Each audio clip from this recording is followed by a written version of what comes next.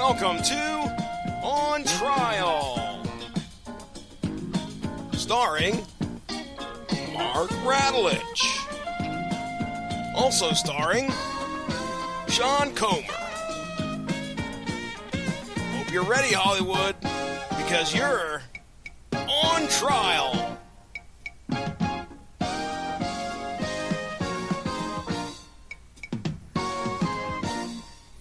All rise. Court is now in session. The Honorable Judge Dredd presiding. This is On Trial, and tonight I am your defense attorney. I'm willing to take any case where the accused is standing over the victim, hands full of blood, saying, "I didn't do it." I'll take your case. And I am, of course, your mandated reporter, and frankly, I'm mortified, Mr. Mark Radulich. Joining me tonight to place the award-winning Pamela Anderson Lee feature, Barb Wire, On Trial, is the prosecution, Sean Comer. How do you do, sir? Sean Comer for the easy mode defense, Your Honor. My God, you picked this movie willingly. This one wasn't even my idea. You know, like I said, sometimes you got to take the hard cases. Oh, my God. This one, and forgive me if I sound a little goofy for a little bit. I've got this cut on the inside of my mouth, so I just smeared some alum powder on it. I don't know if you've ever used that as a home remedy. It's the best guaranteed way to quickly heal up a cut. But God in heaven, there's a span of about 2 minutes where it tastes like a cat just freshly shit in your mouth. and at the same time, it's also like cotton has been sewn into whatever soft tissue you applied it to. To give you some idea, the stuff I just put in my mouth is powdered alum. I have an alum block that I use to seal up shaving cuts. Okay. It is, oh God. Anyway, no, you didn't so much choose a movie with blood on its hands. You chose more like the lunatic that shit in its hand and smeared it all over a rest stop bathroom. You know, last year we did, oh gosh, what was the September one that I insisted we do where we got into the whole thing about Rotten Tomatoes? Oh God, Mark, that's covering some ground.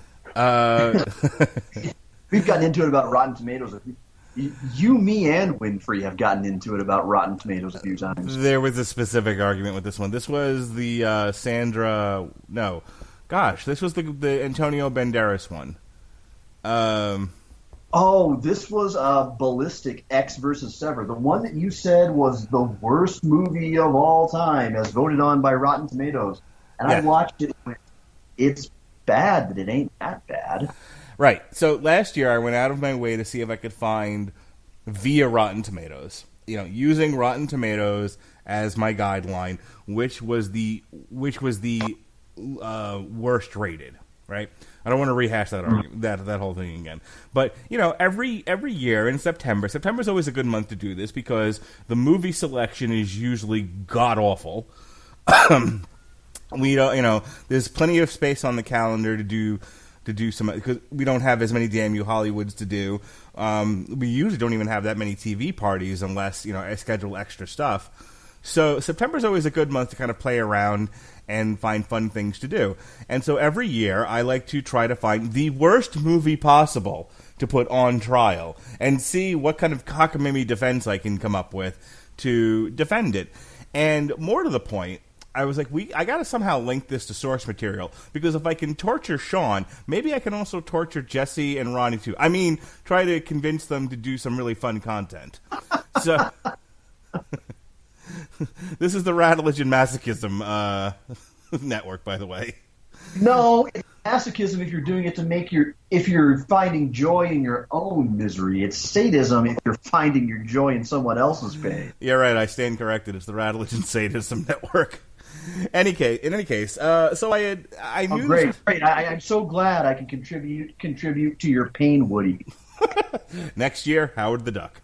Anyway, so that being said, I was looking through some of the worst movies in history, and I happened to notice that Barb Wire wasn't just a terrible movie featuring not an actress, but it was also based on a comic book, and I was like, well, this is perfect. This is like 2 days worth of content here, 3 if I decide to do the soundtrack.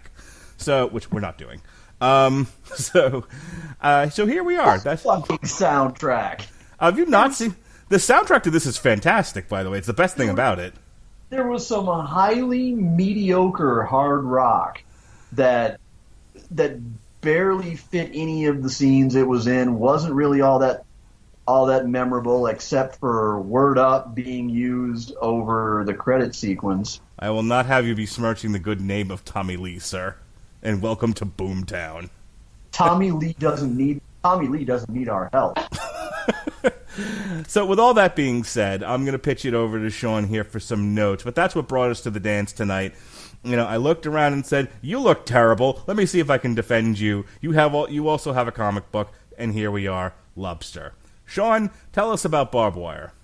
I don't really have a whole lot in the way of notes as far as anything that's really interesting to point out, except that when you look at Pamela Anderson today, you kind of need someone who is a little bit of an elder statesman to point out she wasn't always like this.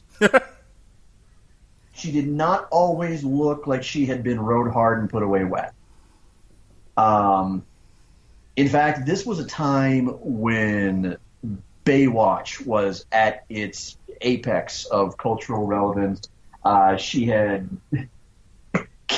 Carrie just made the most hilarious gagging face.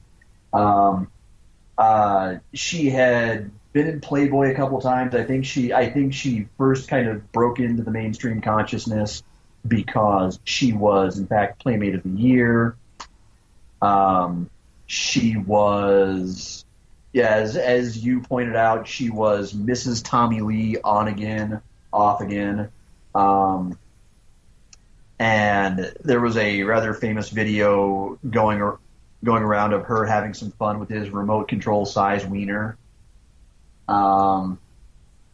And, based on that, she could really get cast in just about anything without needing to prove any actual modicum of talent. And there was the notion that whatever she was in didn't have to be good, as long as her chesticles were elevated up to just about around her throat.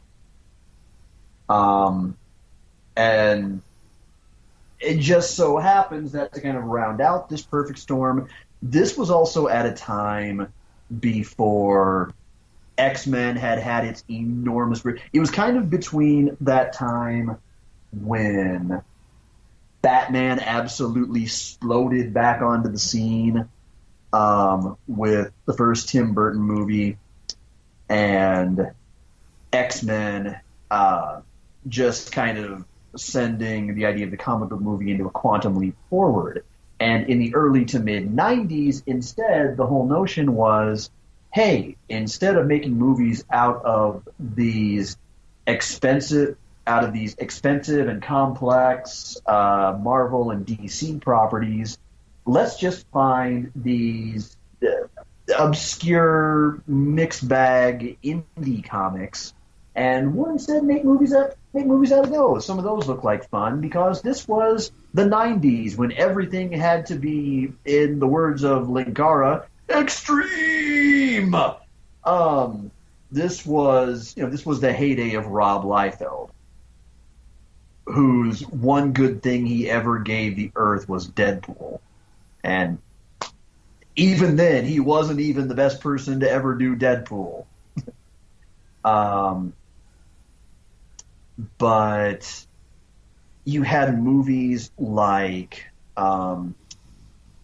you had The Crow, you had Tank Girl, you had Barb Wire. I wasn't too far around this time when you had Spawn. I feel like I'm missing another one that I was going to mention in there, like one that.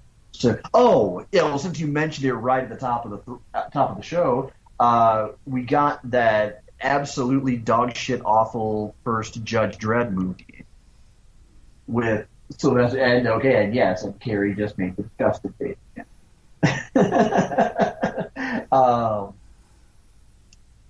Because, again, they weren't all that well known, so you didn't have to pay the people at Marvel or DC to use Superman or Batman or Spider-Man or the X-Men and the grand fortune that would probably cost. You could buy them for a song. They were dark, they were gritty, they were violent, so they fit right in with the whole 90s action movie motif.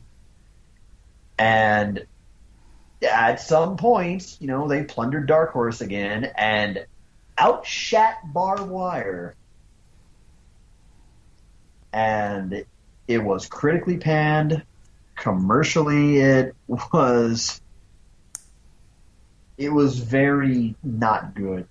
The not goodness just oozed out of it and kind of infected the box office receipt. But that's really about all there is to it. It's bound to be pretty much forgotten by anybody today, except those who kind of grew up and came of age with Baywatch and experienced a few "I'll be in my bunk" moments. And don't forget those of us over here who like to wallow in our own crapulence. Yes, let's not forget Mark.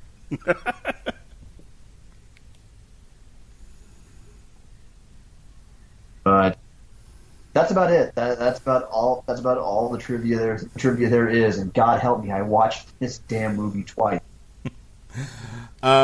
Just of note, this thing had a $9 million budget. It made a third of that. That's how bad this thing did. Aw, poor Pamela. All right, so here's your 10-cent plot synopsis. And just describe the plot. Here's the poop. Let me just say this in defense of the property, the intellectual property that is Barb Wire.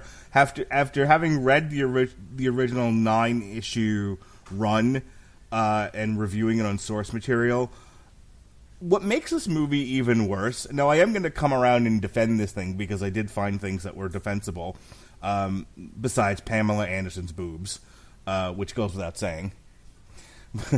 Hi, Melissa. Hi. There you go. But I usually I save this for the end of the show, but I got to say this right up front. What makes this movie even worse isn't at face value some of the elements that created the film, but the fact that they had actually really good source material to work with, and it's kind of the old joke, the Lewis Black joke about Dick Cheney shooting his friend while quail hunting. Where you walk in a line and and you're marching and he turns directly to the guy next to him and shoots him in the face. It was the same thing here. You had really, really good source material to work with about a skip tracer who is shying away from chasing after people, metahumans, but then starts to have to, because she needs to make money to keep her bar afloat in an area that is sinking economically really fast. And so she's caught between. So she, with no powers, is caught between all of these people with superpowers, which makes for an interesting story. And there were some really great characters in this. There's Avram the robot, and her blind brother, and all of that. She has a bouncer that takes off for a few issues after he blows up a hole in the wall. He leaves out of guilt, and they used none of that. Okay, absolutely none of this. This is almost Barb Wire in name only. Due to the fact that they took none of the source material, and they basically said that little part in the beginning that says this takes place after the Second American Civil War, and it was again, walking forward, and turn to the right and shoot your friend. They miss everything great about Barb Wire, and they focused on the setting that sets up the story, and then told none of the story. Very frustrating. I don't know if you knew if you'd ever read the comic, Sean, but after reading the comic, I glanced at it a little bit, and I what little I saw, it was really pretty impressive, and it seemed like I don't know. And maybe if you had actually gone and done what a lot of directors do today and kind of take the source material to heart, you would have gotten something good. Well, kind of like what happened when they took another stab at Dredd. Right. And they really went to pains to adhere closely to the spirit of the comic. Or what The Crow did the first time around. They're about to kind of do that in reverse, it sounds like. The first one was really pretty damn faithful to James O'Barr's original story. And everything that I ever hear about this godforsaken, cursed reboot that they want to do makes it sound like it's going to go in the opposite direction, and it's going to be a complete departure from everything that everyone loved about the comic and the first movie. I wouldn't worry about it. The thing's in developmental hell right now. Yeah, and it has been every year. Okay, everybody, get your adult beverages ready because we're about to play the drinking game. We're about to dish out a wrestling reference. For years, it has been the movie nerds equivalent to all the years when WrestleMania season would come around, and wrestling fans would all start collectively jizzing their pants because someone started a rumor that Sting was finally going to sign with WWE. And that was the year he was going to face The Undertaker. And it happened like that for about 5 or 6 years straight until finally the broken clock was right. And one year they just kind of guessed. And everybody kind of got to say, I told you so. That's what's going to be like when the Crow remake finally gets made. Because every year it's something else that throws a wrench. Jason Momoa was attached at one point to play Eric Grave. And yeah, and but along the same lines, I'm kind of digressing here. This seems like something that it could either make a good movie if done with the right story for the comics, or alternate. You make a deal like what Todd McFarlane did with HBO back in the day, where the creator actually gets kind of full run of how they want to do the series, and they get to adapt it completely faithfully and do it justice. You could even do something like that with, I don't know, probably Netflix, if you wanted to, because things are more creator driven. This comes across as something that was more like a studio-driven movie. Yeah.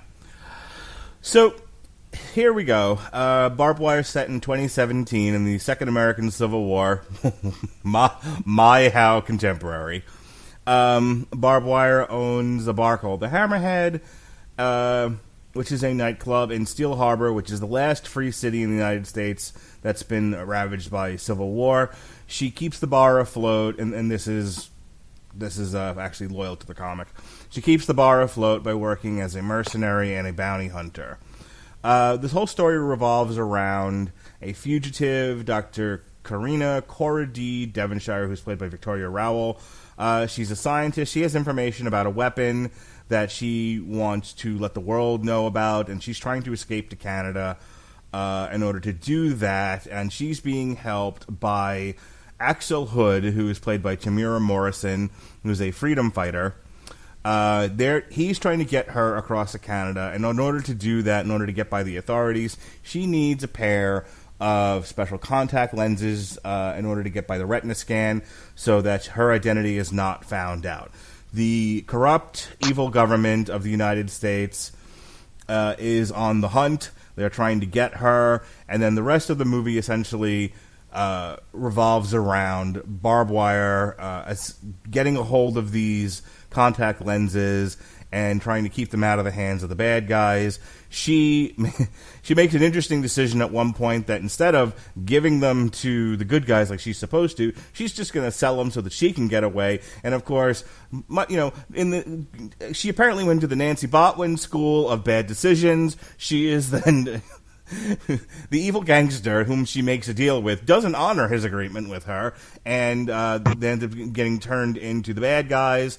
We have a final chase scene, a face-off between Barb Wire and our major bad guy, which ends with him falling to his death. The Doctor and the Freedom Fighter get to Canada, and Barb Wire is left standing on the in the airport. Oddly enough, and I didn't realize this until after, because it's it's been such a long time since I've seen the movie. Apparently, there's been a lot of reviewers out there that said, "Hey, this plot's a lot like Casablanca." That's the oddest thing I've ever heard, but yeah, kinda. So, because it fucking is. It's fucking Casablanca with none of the charm, none of the romanticism, none of the personality, and absolutely no likable fucking characters. Except for Camille. You know what? I liked Camille. Sounds like a winner to me. All right, Sean, hit it. The fact is, if I had to describe this movie only one way, and fair warning, this may be a bit of a short and sweet podcast we're doing here, because there's not a whole lot to say about it. Wasteful is the first word that comes to mind. It wastes 9 issues of otherwise fairly promising material had it actually been given any credit and any tender love and care by the people who made the movie. Believe it or not, I would even consider it to be a bit of a waste of Pamela Anderson. Because, yes, this was clearly a movie that was meant to sell based on her name and her pleasure zeppelins. That's it. And not to mention her piled high blonde hair that changes about every 6 seconds.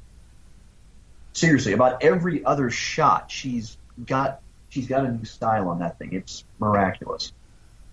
But the reason I call it a waste is because she's got more personality than this movie lets her show. If you've ever seen an interview with her or her starring in just about anything else, she's actually pretty warm, kind of funny, almost even a little bit charming.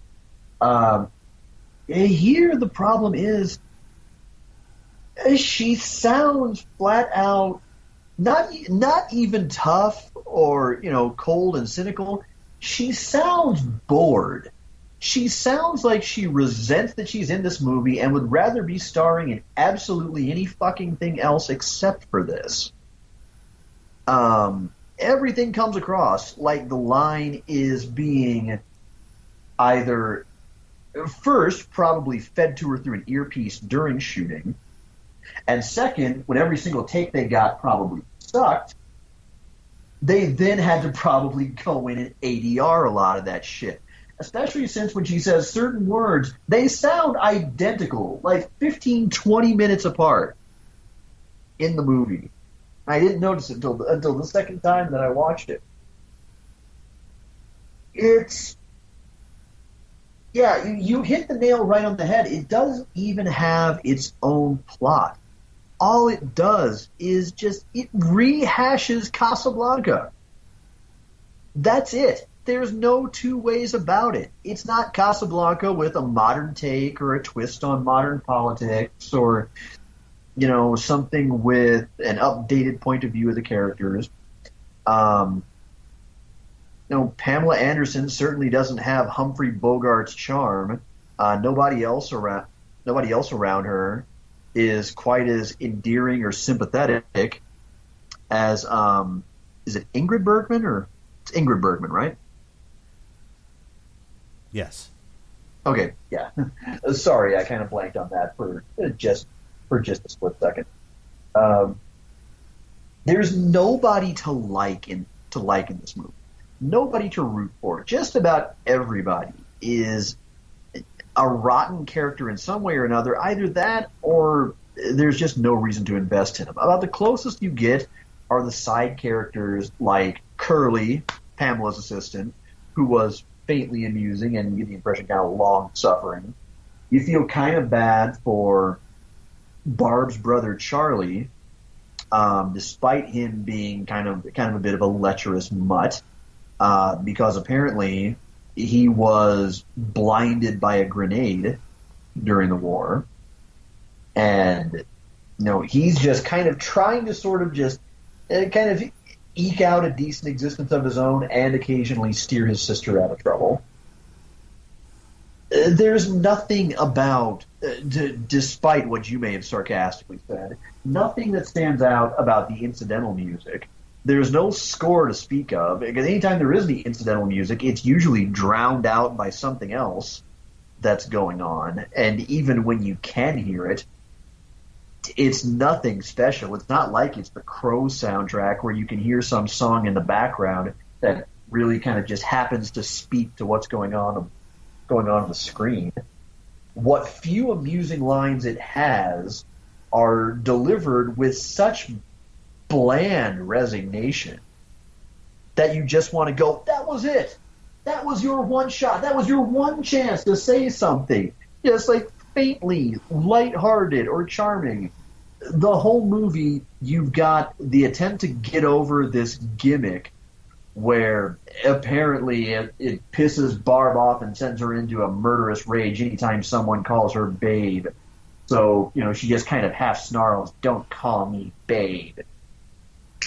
They establish it from the opening credits onward at a point when she very carefully takes aim and whips a stiletto heel and implants the heel right between some lecherous lout's eyes. Which is kind of funny, only because he has the most absurd expression on his face as he falls to the ground. Nothing about it has any personality. I mean, and when I talk about personality, I mean, the other 90s movies I mentioned, they at least had something that stuck out. If we're talking about Spawn, okay, visually it was at least mostly on the right track. Tank Girl was just kind of flat out bonkers from start to finish, and that really adhered pretty well to the comic. It was big, it was colorful, it was bombastic, it was fun despite not being exactly good. Judge Dredd was just so fuck awful you can sit back and laugh at it the entire time. I'm trying to remember, Mark, help me out here. You're more of a comic scholar than I am. Was Demolition Man a comic before it was a movie? I do not believe so. Okay, you know what? I'm going to throw that out there anyway, because that's still an action movie. At least when you watch that, you can crack jokes about dumb shit like Wesley Snipes with dyed blonde hair, wiping your ass with 3 seashells. Taco Bell is the last the last fast food restaurant that survived a big consumer war of attrition. The very phrase "murder, death, kill," which doesn't get used nearly as much anymore. It might be dumb as shit, but at least it's still funny to look back on. There's nothing here. There's nothing even remotely interesting, and it could have been kind of a game changer among comic movies. And it's just sad to look back on. And normally when I indict movies like this, I actually say that it's a bad thing that it's so forgettable. In this case, I'm kind of thankful that I'm not gonna remember it, because then I would have to explain why I remembered it, and all I would come up with were Pamela Anderson's abnormally round sweater meats. That's about it. You have the floor. Okay. I know that some of my tried and true defenses of movies are, well, it's a parody.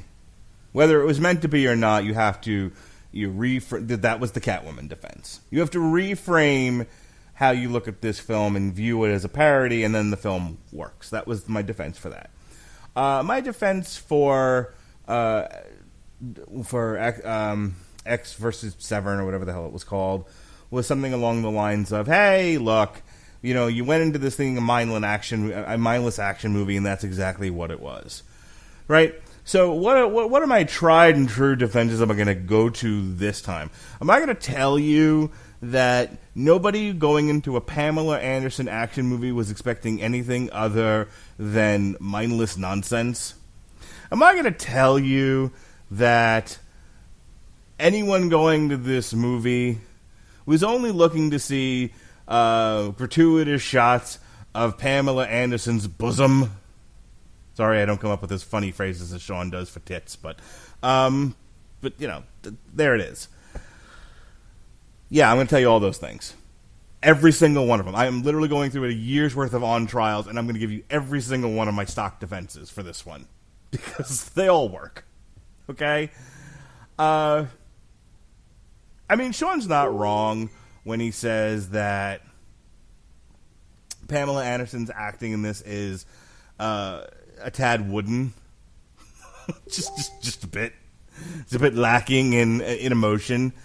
He's not wrong there, but again, when you we did this on the Source Material podcast. We actually looked at her IMDb and everything, and yeah, Pamela Anderson has given better performances in other mediums. You know, Baywatch being probably the most prominent, the most successful, but this was an attempt to frame her as a dark and gritty 90s action hero, and she gives it her best shot.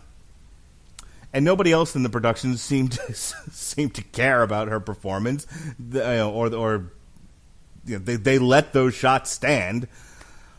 But again,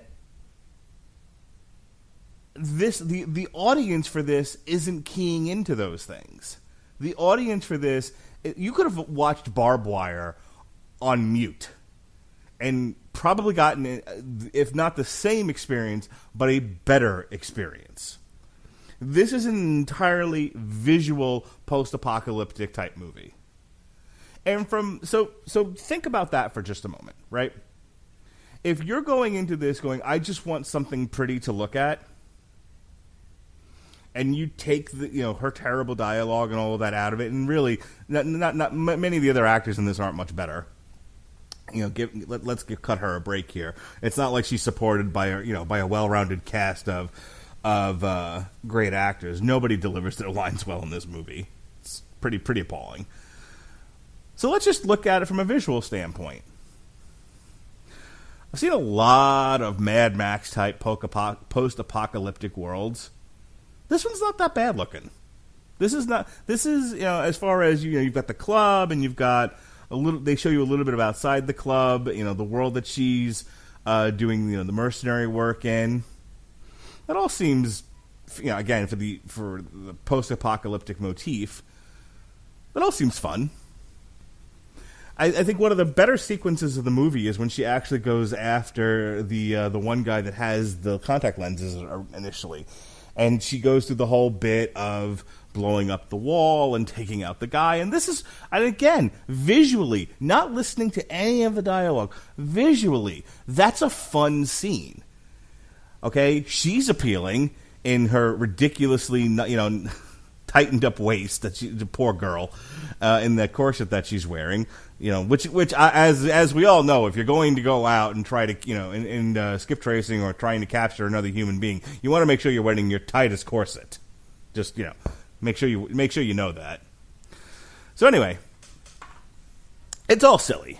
It's all silly fun, and that's what the movie is. If you're sitting there, like from the very beginning where she's up on stage and and she's dancing and she's wet, and then she throws a shoe at somebody's head, that's hilarious. And we move into her into the Hammerhead, and she's got a fun outfit on there, and she's doing things, and then again we move into the sequence I said before where she's blowing up the wall and she's in a gunfight, and that all looks good. The action, you can follow it easy enough. This was the action itself is competently directed.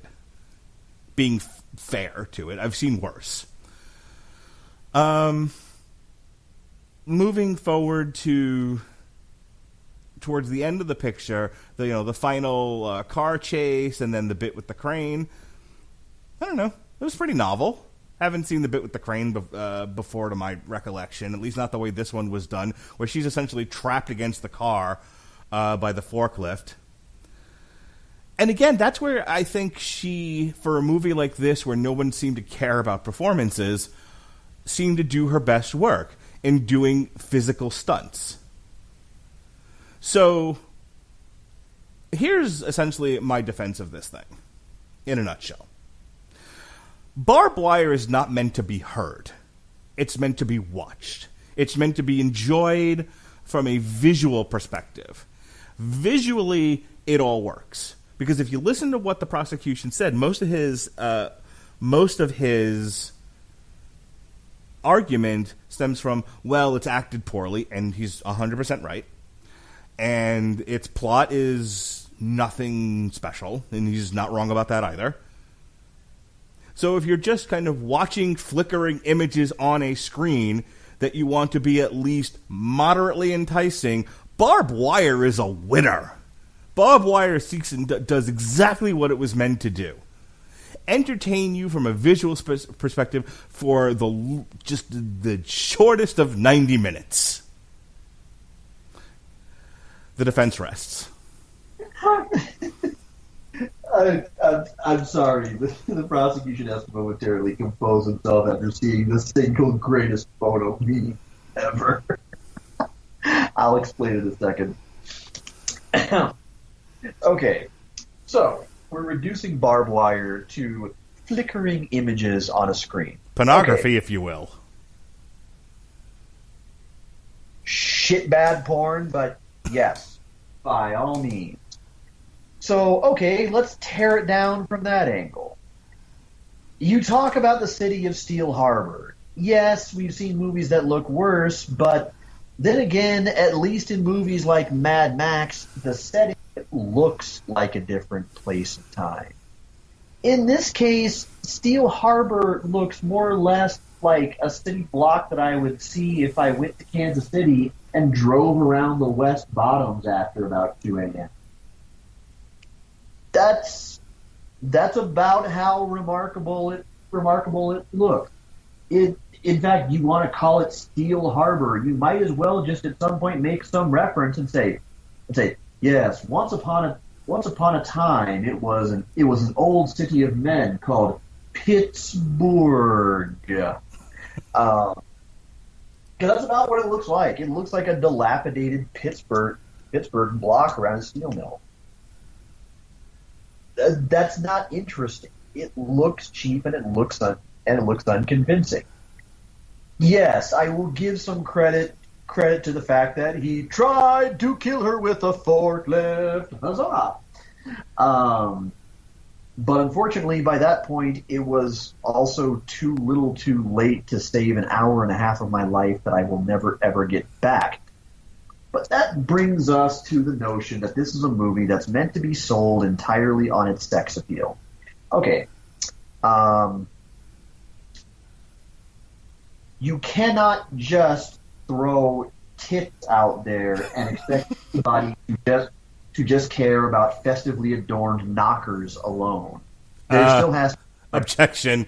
I believe there is a segment of the population who are not going to have a problem with no matter how you throw the boobs out there.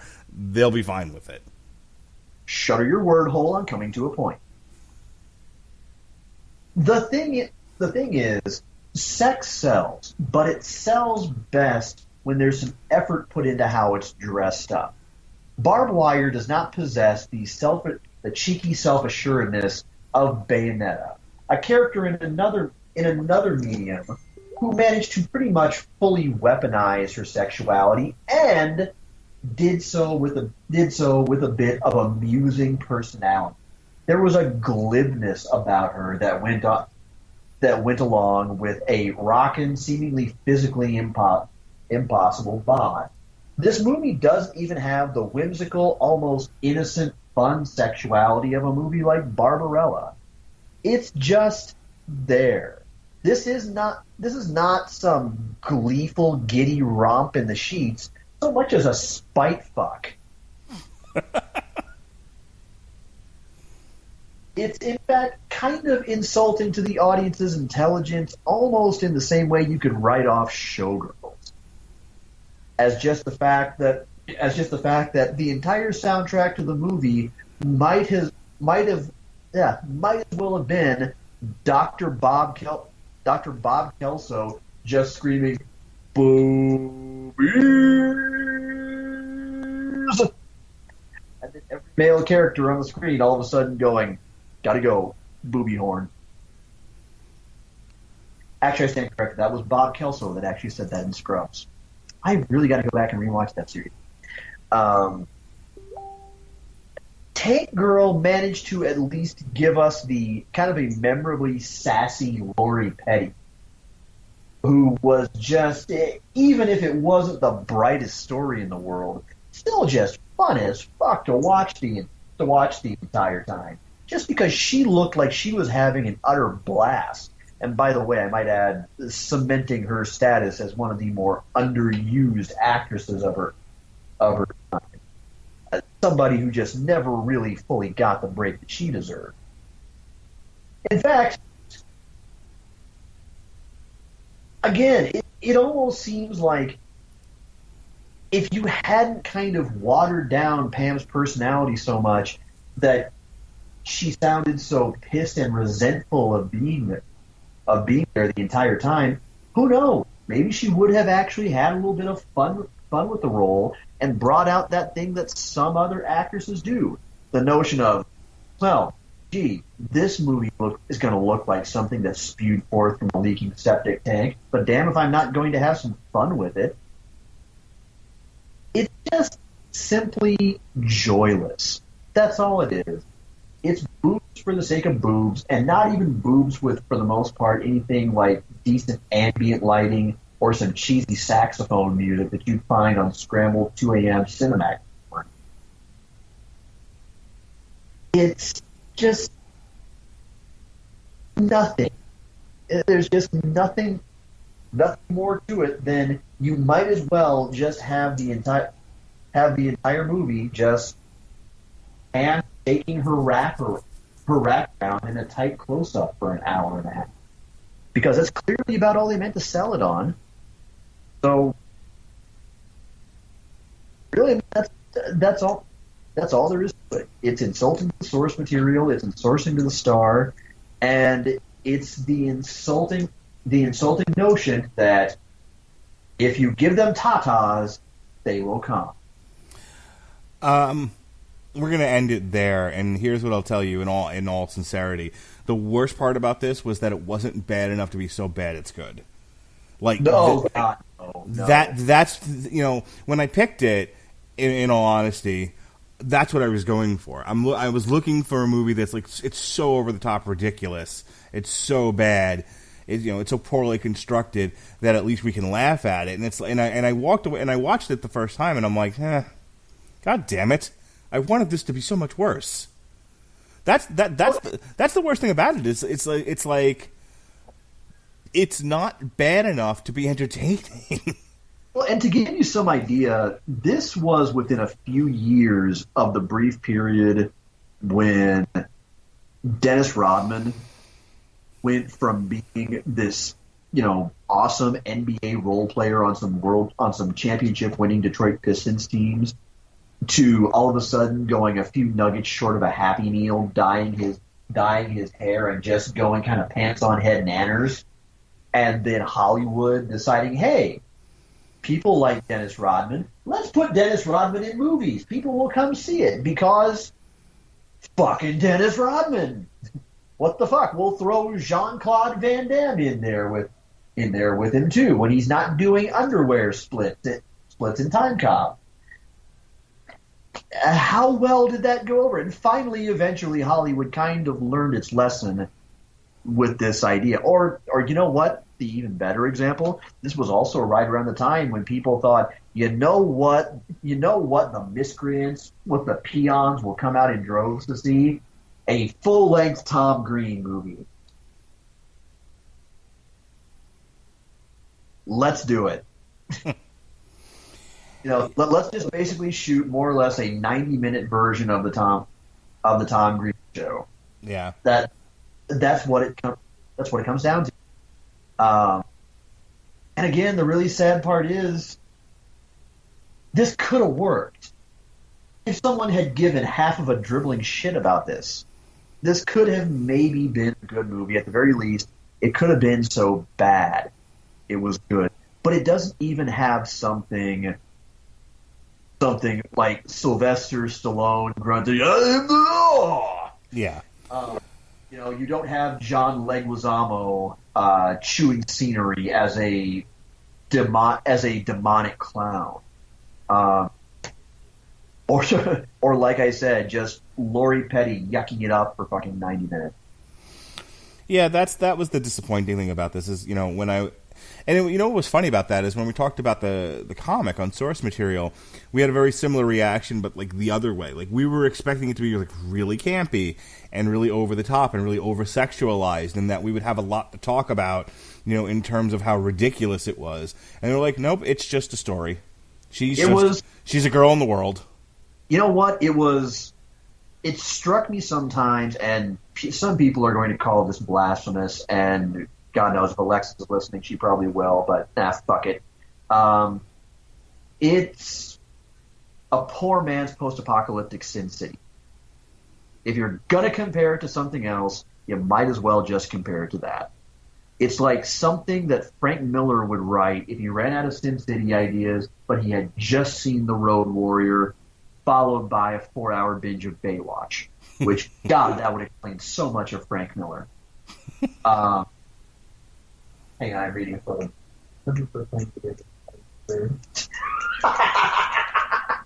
I love it. Carrie showed me a picture of a rather intelligent-looking young woman surrounded by books, and it's got caption, "Some people prefer playing video games. Others prefer staring at marked slices of trees and hallucinate vividly for hours on end." And I shall channel the spirit of the Ortega girl and say, why not both? But that was just what I came away with is, and of course I was familiar with the movie before I was familiar with the comics. And so, yeah, I too was kind of taken aback when I looked at the comics and went, wow, I mean, Crisis on Infinite Earths, this isn't, but it's actually good. Yeah, it's better than it had any right to be. Which makes the fact that the movie is so bad that much more of an issue. But c'est la vie. This was one where I swung for the comedy fences and hit, and instead hit a bystander with the bat. Shit happens. I was gonna say you cracked both of us in the nuts with the damn bat on this one. So hopefully the next time around will be a little bit better. Now that'll be in 2 weeks when we do an on trial for Predators. That'll be September 20th, and that's Predator Week all week long here on the Radulich Broadcasting Network. We'll be doing Archie versus Predator on the 17th on source material. And then there'll be a Damn You Hollywood for The Predator, which comes out on September 14th. We take a mild break to review the new Corporal Cloney on the Metal Hammer of Doom and the aforementioned On Trial for Predators. Now, since I got to defend, I had the dubious honor of defending this piece of trash, I'll go ahead and prosecute Predators, and you can defend it. Easy mode. I actually like Predators, with the exception of Topher Grace. Sounds great. About Topher Grace.